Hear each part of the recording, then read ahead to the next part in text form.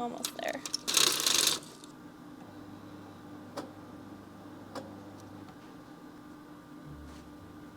Hi, my name is Emma Martel. I'm in my fourth and final year of study, and I am doing a combined honors in early modern studies and religious studies at Dal. I'm also doing a minor in the history of science and technology and the medical humanities certificate. The projects that I'm doing are for the Scotia Scholars Award. The award is through Research Nova Scotia, funded by the Nova Scotia Department of Health and Wellness. It's two separate projects, but they are also very related to one another. So the first project focused on 1918, and I was looking at newspaper advertisements from Nova Scotia, largely from Halifax newspapers. From that year, what I'm looking for in those advertisements are unregulated, patented medicine ads. And they target women and mothers, specifically as the heads of the household, in wartime Nova Scotia. So it's set against the backdrop of World War I and the Halifax explosion, and you have a lot of women who are home alone now, managing their households, managing their money, and these advertisements are really quick to kind of jump onto that and to paint a picture of a good mother character who is healthy, and who therefore, to be healthy, needs to buy their medications. The second project is taking up what I looked at in that first term of funding, and then looking into later and later newspapers to try and see if I can identify a shift as public health begins to have more directives towards helping with maternal health care. Is there a corresponding change in the newspapers? And so far, I'm finding that those advertisements kind of persist up until maybe there's some legislative changes surrounding advertising. So the project started actually as a final class project for Dr. Frappier's class on plagues and pandemics.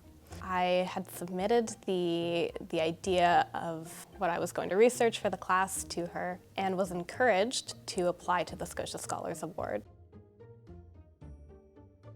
My research has primarily been through Nova Scotia Public Archives. There's a whole sort of pageantry to the process. All of the newspapers are stored on microfilm reels, so you get a little reel of film and it plugs into this strange machine and you have to feed it, like weave it through all these loops. And then once you're in that, there's software on the computer that will read it for you. So the process of getting it set up is more complicated, and then you just sit and you go through pages of newspaper, which was a new experience for me to do it on the microfilm. Potentially one connection that could be drawn out between healthcare within my project and then healthcare now is the question of where are people getting their information from? Because that is a big part of this project, is the idea of the newspaper advertisements as a form of health information technology that is underlooked as being that, because you wouldn't expect people to be going to a newspaper advertisement as a health aid. But the reality is that that's what's accessible to people. These newspaper advertisements are often indistinguishable from the actual reporting. And so I think that that has resonances now, because it is still a huge question. Where do people get their health information, and how can we control the spread of misinformation that can be created by social media platforms, for example? I think a lot of us remember all of the attempts that were made across various social media platforms to control how information was being spread and to attempt to put some kind of stop to like rampant misinformation spread. So I think that that's one connection that people might find, is again that question of where do we get our information about health and about disease? Can we control very public spheres of information spread? And if we do that, are we shutting off people's access to information about their own bodies? Is the more legitimate scientific reporting as accessible as it should be?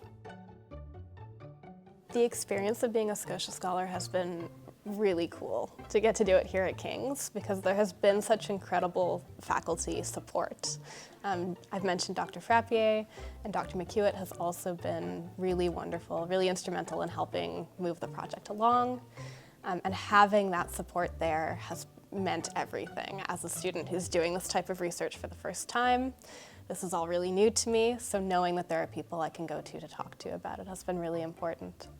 There have also been a lot of opportunities that have opened up through the award. So it's not just the research, there's then the process of learning how to write a research proposal and a research report. There has been a process of applying to conferences and to journals. I've been really lucky. I've been able to travel with this project, and that was a really rewarding experience that I can't imagine would have happened without the support of the award and all of the wonderful people at King's who encouraged me to apply to it and to then take it further.